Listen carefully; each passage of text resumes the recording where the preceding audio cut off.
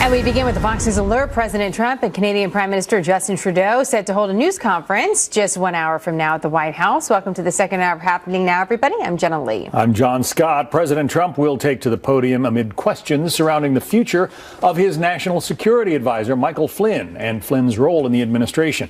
The future of President Trump's temporary travel ban, the president suggesting he could roll out a new executive order as soon as today, as well as the fate of multiple cabinet picks and his Supreme Court nominee, Judge Neil Gorsuch. We have Fox team coverage. Mike Emanuel is following those key confirmation votes on Capitol Hill. But we begin with Doug McKelway, live at the White House. Doug. And, John, following the very successful series of meetings with Japanese Prime Minister Abe over the weekend, where the two men apparently hit it off quite famously, some slightly larger questions are now looming about today's series of meetings with Canadian Prime Minister Justin Trudeau. The two leaders come from very different ends of the political spectrum. One example of that was that while Trump has been calling for extreme vetting of Syrian refugees and other refugees from 6 designated terrorist countries, Prime Minister Trudeau has repeatedly said that Canada's diversity is its strength. And he recently welcomed 40,000 refugees from Syria to his country and tweeted at the time, quote, "To those fleeing persecution, terror, and war, Canadians will welcome you, regardless of your faith. Diversity is our strength. Welcome to Canada." Big questions also surround the question of free trade between these two countries. It is no secret that President Trump is a big opponent of the North American Free Trade Agreement, of which Canada is a key part. NAFTA has been a catastrophe for our country. It's been a catastrophe for our workers and our jobs and our companies. They're leaving our country. I want to change it, and maybe we do it. Maybe we do a new NAFTA, and we put an extra F in the term NAFTA. You know what the F is for, right? Yeah. Free and fair trade. Not just free trade, free and fair trade, because it's very unfair. Well, complicating free and fair trade with Canada is the fact that Canada was the United States' largest export market in the year 2015. The U.S. exported $280 billion worth of goods that year, way up from pre-NAFTA days. Since 1993, U.S. exports to Canada are up 179%. And Canada is the United States' second largest supplier of imports in the year 2015. One area of certain mutual interest that the two will strike common ground in today, the roundtable discussion going on right now on women entrepreneurs. This meeting is the brainchild of Ivanka Trump. She orchestrated it, invited the entrepreneurs, and has made it a key mission to advance her cause of maternal leave and child care. After today's series of meetings, we're expecting a bilateral press availability at 2 o'clock, but with the two leaders. And then at 3 o'clock, Justin Trudeau heads up to Capitol Hill. He'll be having meetings at 3 with House Speaker Paul Ryan, and at 3:40 with Senate Majority Leader Mitch McConnell, before jetting back to Canada, to Ottawa at 6 o'clock tonight. A busy, busy day ahead. John, back to you. Yes, a big day. That's for Doug McKelway there at the White House. Doug, thank you. My pleasure. Well, the president's cabinet continues to take shape, with the Senate voting on 2 of his nominees later today. Stephen Mnuchin as Treasury Secretary and David Shulkin to run the Department of Veterans Affairs.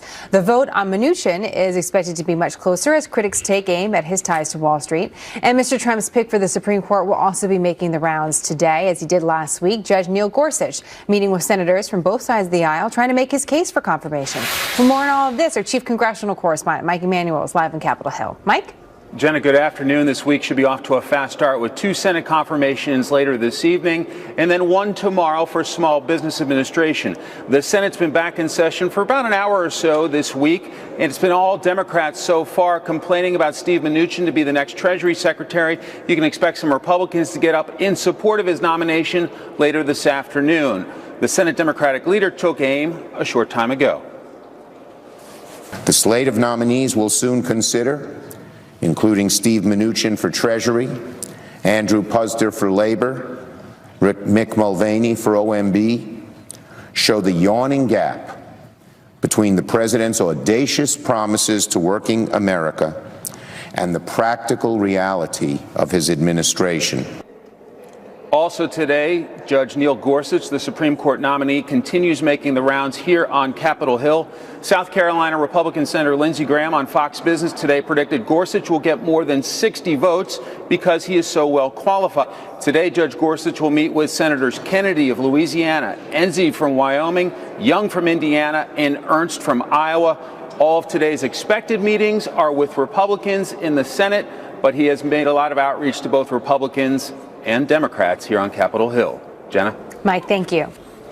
Joining us now for more on all of this, Chris Deaton, deputy online editor for the Weekly Standard. Also Betsy Woodruff, political reporter for the Daily Beast. So we're waiting for this news conference between Justin Trudeau, the Canadian Prime Minister, and President Trump in just about an hour, Betsy. These two are political opposites, but they seem to be on the same page in a lot of areas, at least for this visit, aren't they? Right. The United States relationship with Canada is one of the consistently good parts of our foreign policy. It's extremely non-controversial. Canada's economy is inextricably linked to the U.S.'s economy. Millions of Canadian jobs rely on their relationship with the U.S. Upwards of 400,000 people legally cross the border between the U.S. and Canada every day. So it's not a major source of tension. Now, that said, Prime Minister Trudeau did needle Trump kind of subtly back in January. About a week before his inauguration, Trudeau suggested that Canada has some values and priorities the U.S. doesn't share. And then Trudeau mentioned that he identifies as a feminist, that he supports immigration, that he thinks Canadian Muslims are an integral part of their society. So he hasn't been completely restrained when it comes to needling Trump. But all told, this is an amicable relationship, and it'll be really surprising if there's any tension to come out of this press conference. He sent out that tweet that we just heard about from the White House, January 28th. Justin Trudeau did, Prime Minister Trudeau, talking about Canadians welcoming people from oppressed lands and so forth.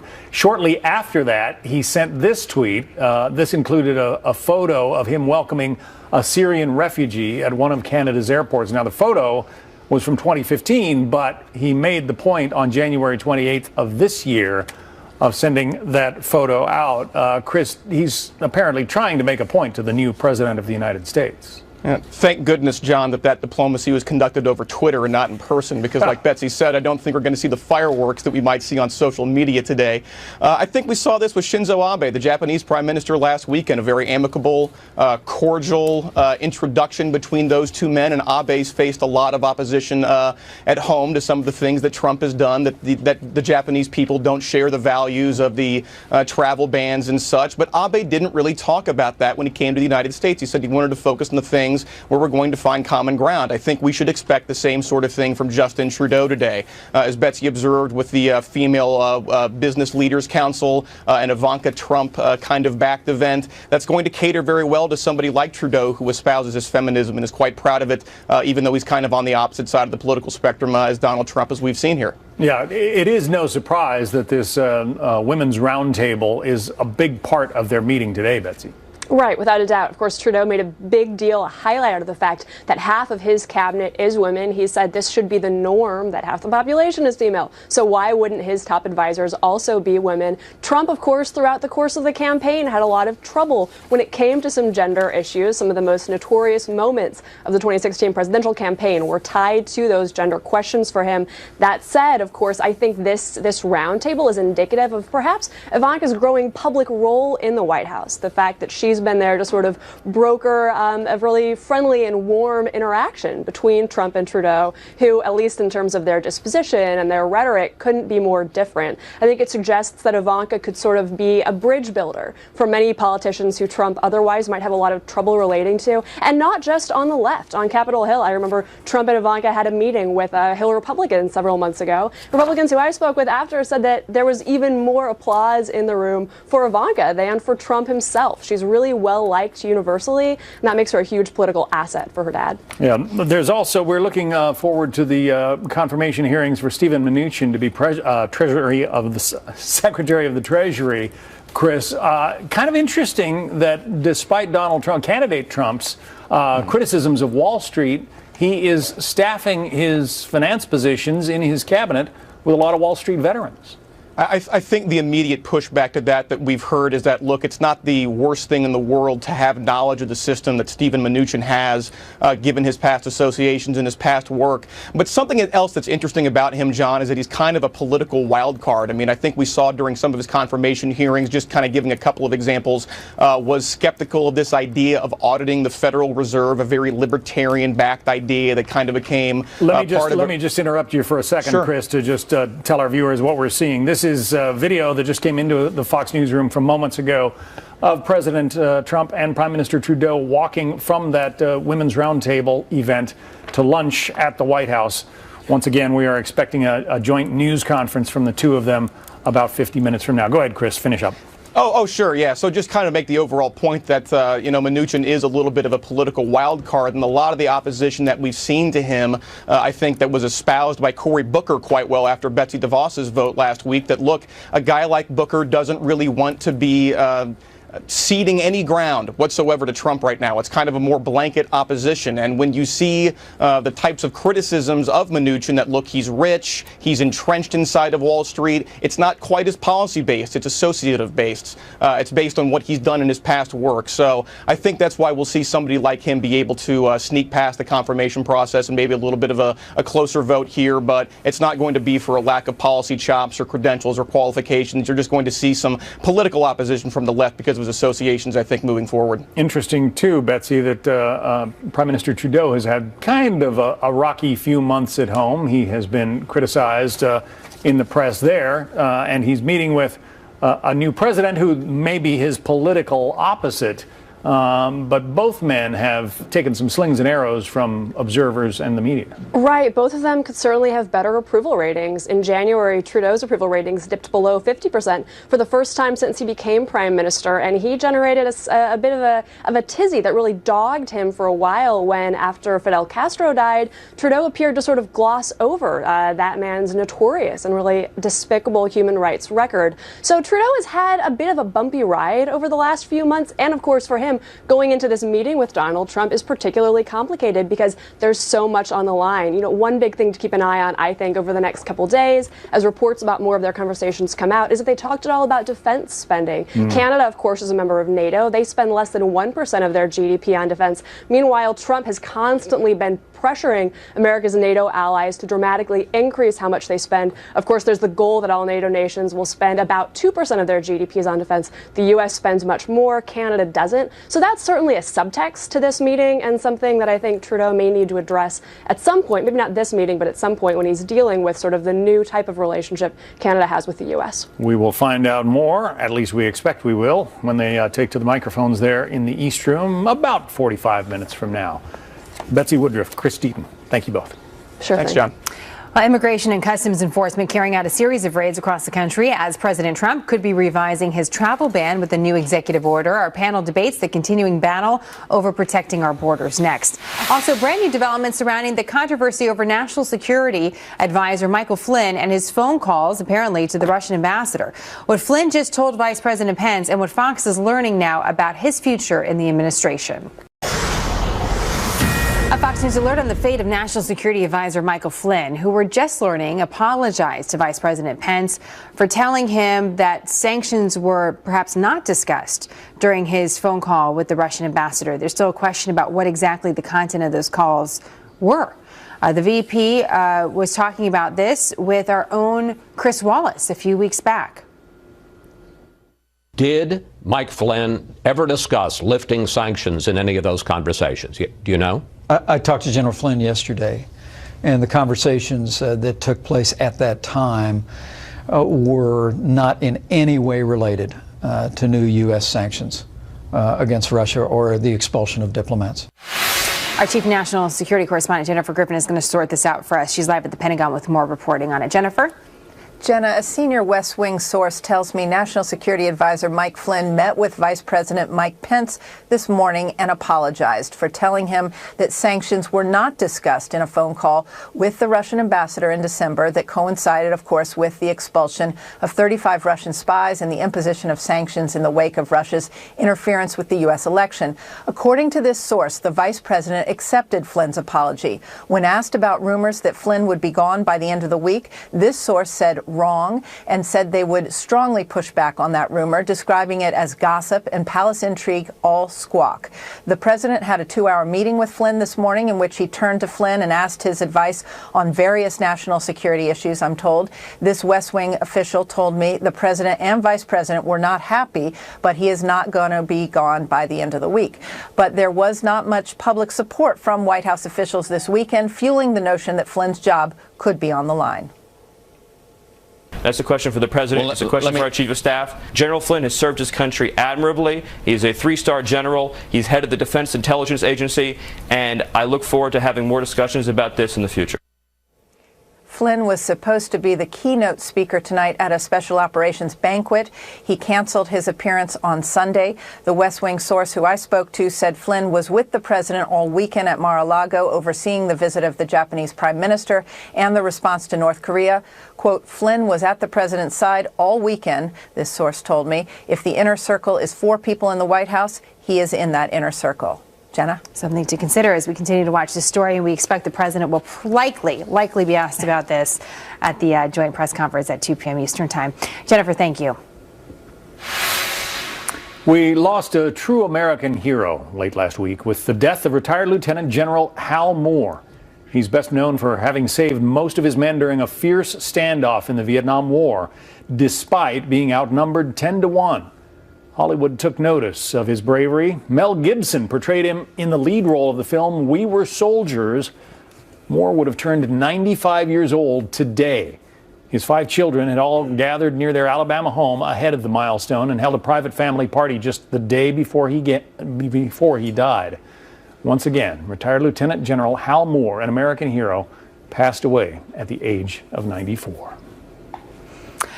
Well, the battle over immigration rages on. President Trump reportedly considering a new executive order after his first one was halted in federal court. And federal agents, in the meantime, fan out across the country, arresting hundreds of alleged illegal immigrants who are also lawbreakers. Our legal panel is next on all the moving parts of this story.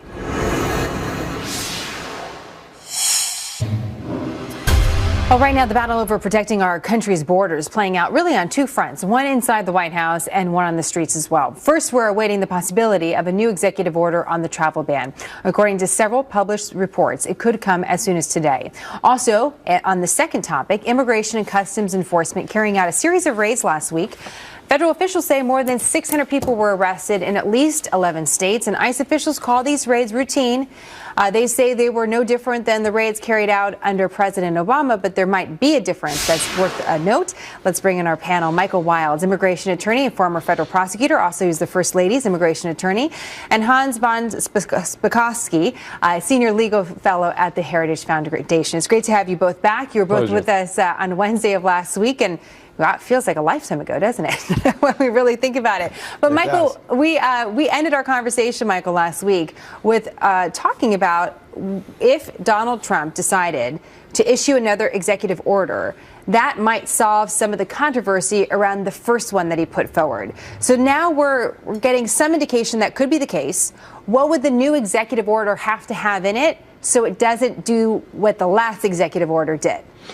Taking the president, and thank you again for having me on, taking the president at his word that he is after extreme vetting, what the government will do this time will carve out dual nationals, permanent residents. We all agree that the privilege of equal protection stops at our shores. There is no entitlement that foreign nationals have here. There are no constitutional rights that they have. But long-term visa holders, individuals who have significant ties, green card holders, people with applications pending. I have an Iranian surgeon who is conducting surgery in Italy on an emergency basis, who is approved for a green card, was stopped from coming back in the last 2 weeks. So bottom line, they're going to come out with a new order. The litigation will continue. No doubt there'll be arguments that it was ensuing out of the same scheme, that the breach of the Establishment Clause and all the other constitutional grounds still stand. Look, I take the president at his word, but when it comes to these raids, this is a rerun. This is Back to the Future. This is so 1990s. I went on a raid when I was a federal prosecutor. This was President Bush, President Clinton. This is 2017. We need to be more proactive. We need the entrepreneurial spirit, and we need to get immigration right. We know the president has this authority, but we have to be judicious in how we exact it on U.S. soil. Some are suggesting the ICE raids are exactly what President Obama did, and I'm going to get to that in just a moment, because these stories do, obviously, they intersect. We're talking about immigration on 2 different fronts here, Hans, but I'm curious what you thought about what Michael said about the executive order, because you thought the first executive order would quite frankly pass through and would eventually be okay legally, but we saw that there was some obstacles to that. So based on Michael's description, if there are a few simple fixes, do you expect that from the Trump administration, and what do you think the effects are of that? Well, I agree with Michael that if they carve out, for example, permanent resident aliens, that's going to take away the ability of, for example, the Ninth Circuit to say there was a problem with the order. We should make it clear. The White House counsel, when this issue first came up, said that this order would not apply to permanent resident aliens, but the Ninth Circuit refused to accept that from the White House counsel's office. So clearly a revised order that does that is going to take away, like I said, the ability of the Ninth Circuit to stop the order because of that. The raids that have been going on, all they're doing is finally enforcing our immigration laws. I should point out there are almost 1 million unenforced deportation orders sitting in a file cabinet at the Department of Homeland Security. We should be enforcing those and taking people out of the country who've been ordered deported. I'm so curious on your legal expertise of both of you on this topic because, Michael, I'm seeing a report out of Mexico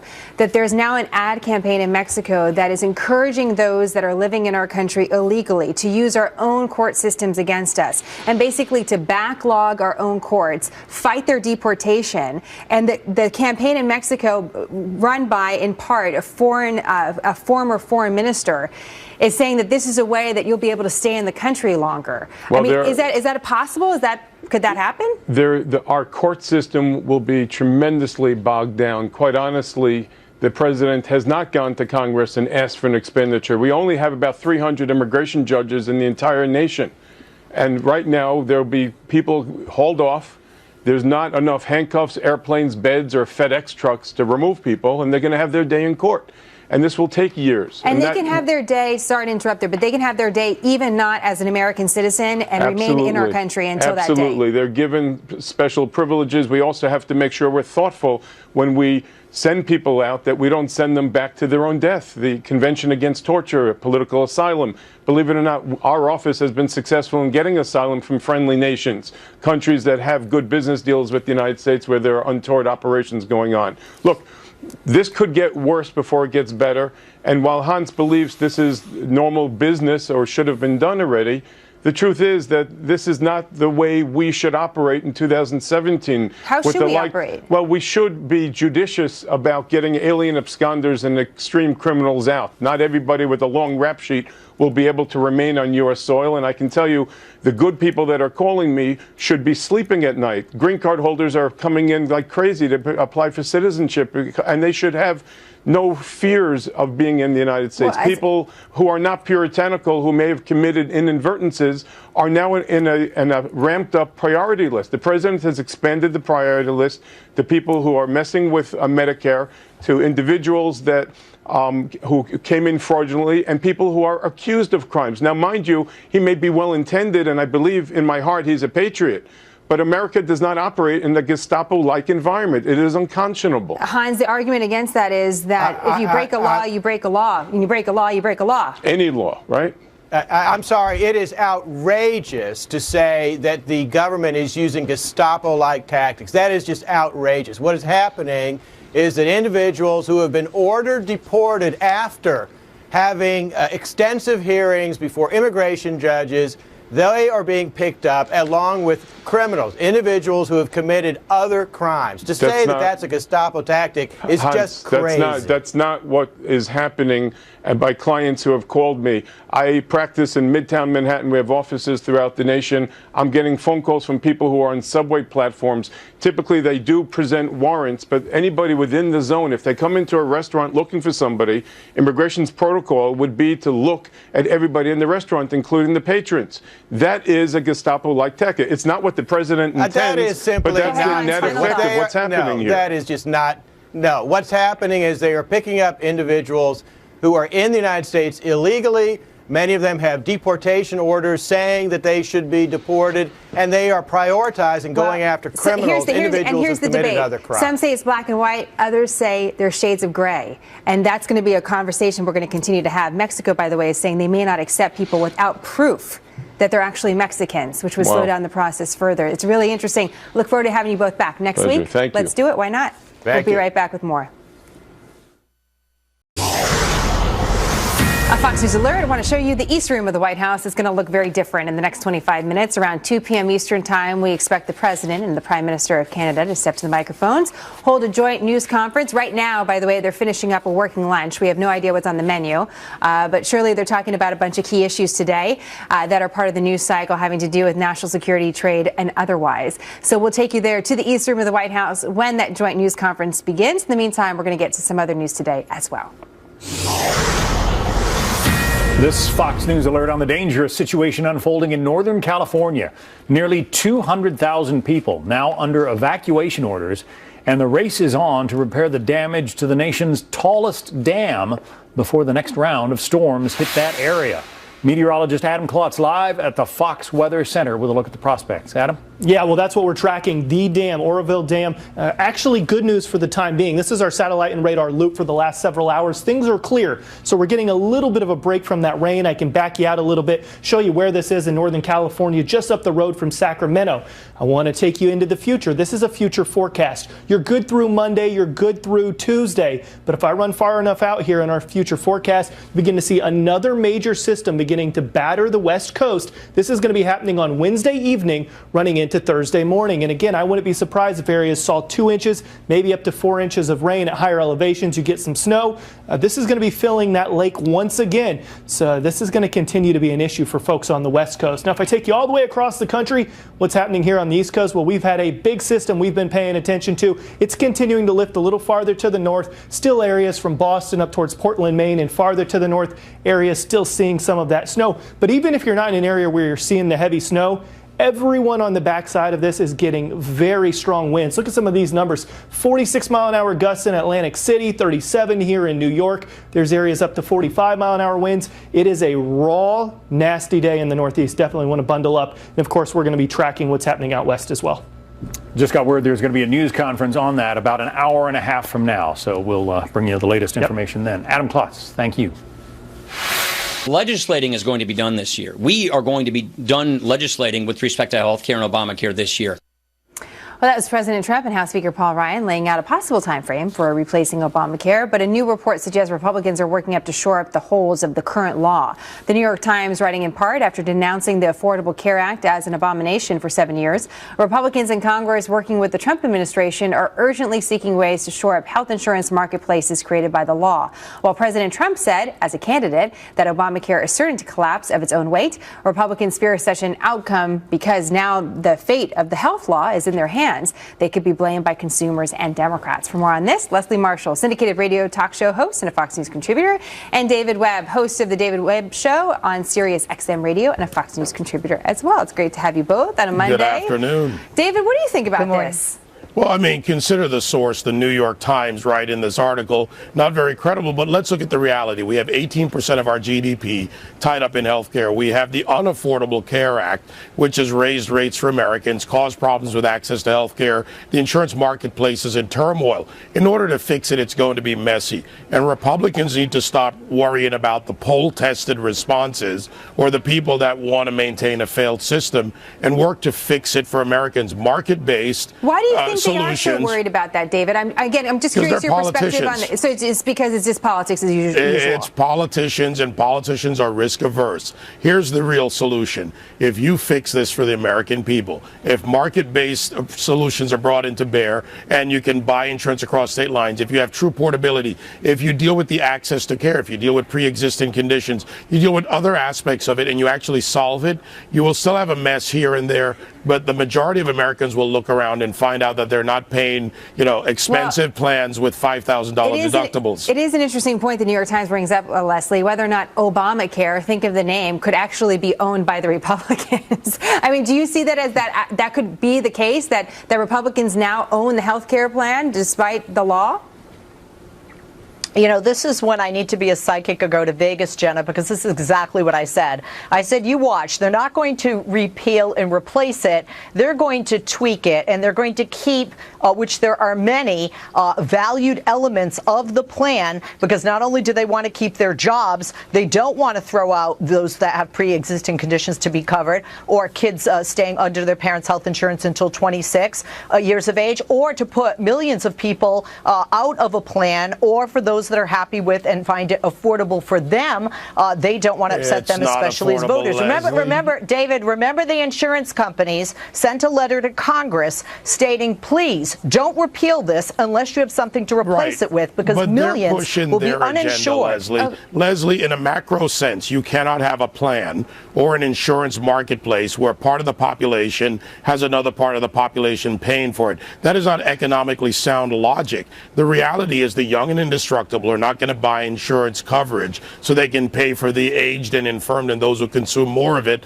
That is the failure point. Also, people can write all the letters they want, but if we don't fix the problem, then insurance and the healthcare marketplace fails for everybody. And that's not good for those that need it. Where is the line then? If it's Obamacare now and the Republicans do keep, Leslie, some of the parts of the law that seem to be good or popular, does it become Trump care and they also own that victory? Or is it always Obamacare and there's always that friction of branding about who owns this and who benefits from it? I think it depends on whose message you believe. Certainly, the president is very good at putting his name on things. He likes that. He likes to take credit for things. But the reality is this, again, will not be a plan that they get rid of and replace it with. And David, to your earlier point, the reason we needed the reformation wasn't just economic. It was also for the health, literally, of our nation. The reason we had so many hospitals close is because we had so many people entering the emergency rooms. That was bankrupting the medical care system, but also we didn't have enough health care providers to take care of those people that were ill. And as our senior population continues to grow, that deficit is going to only grow into the future. Leslie, David, just like Medicare and Social Security, it wasn't going to be a full fix in the first implementation of the legislation any more than the Republican plan, if we could ever see it, if they could ever come up with one, will be a fix. Do you think we're going to have to leave it? Unfortunately, we're going to have to leave it there, but I wonder if we're ever going to say Trump Obamacare, like it's one big name, and then it's bipartisanship. How about we say the end of the failed Affordable Care Act, as we saw by the lies by Jonathan Gruber, who was caught on tape, or by Ezekiel Emanuel, who cannot defend it. We don't know what the plan is. So there are multiple plans written in Congress that were waiting to be debated. As you point out, David, no one's really getting behind it publicly because there's a little bit of a fear. There's a little bit of risk aversion. It's something we're going to have to talk more about. Leslie and David, great to have you both. Thank you, Jenna. Thank you, Jenna. Well, the White House doubles down on claims of voter fraud. So what are the facts of the case? Fox News investigates next.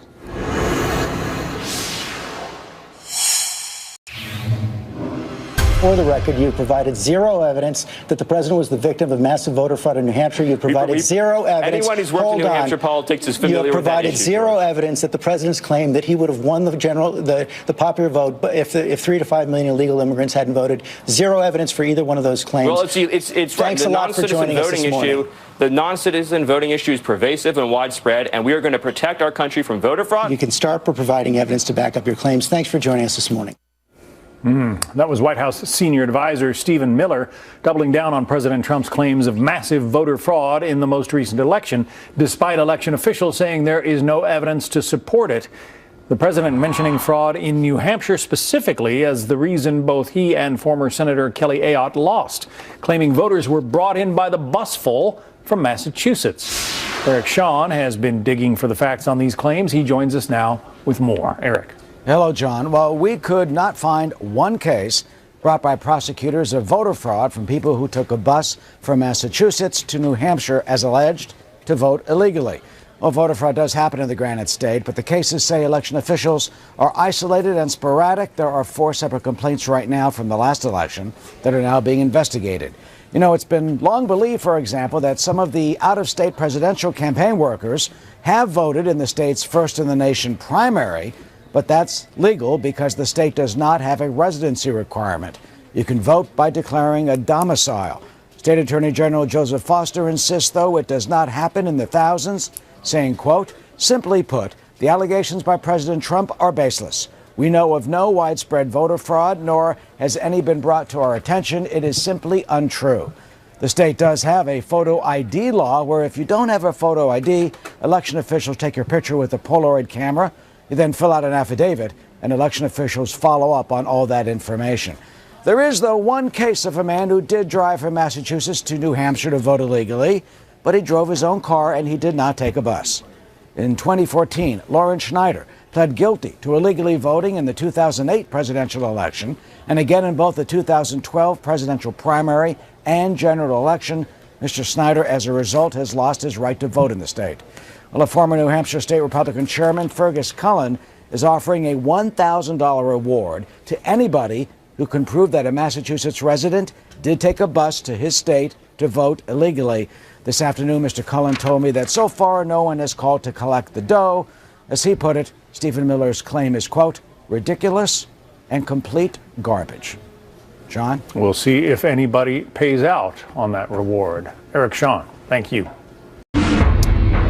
25 years difference in age between the American president and the Canadian prime minister, and they are on opposite sides of the fence politically, but will they find common ground? We're about to find out. We'll see what kind of statements they open up to the room and what questions they get as well.